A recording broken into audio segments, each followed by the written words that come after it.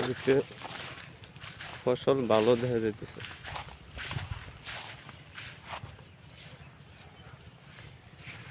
এবার ভালো ফসল হয়েছে। পরিশ্রম করা লাগে, ওগুলো সময় দেওয়া লাগে অনেক, এবার তো সময় পাওয়া যায় না।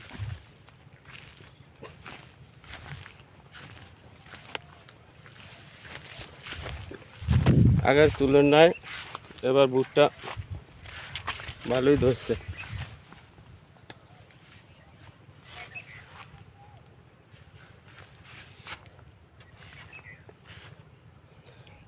এখন বাইরে যাচ্ছে এক একটার ভিতরে আলহামদুলিল্লাহ 7-8টা করে ভুট্টা আছে।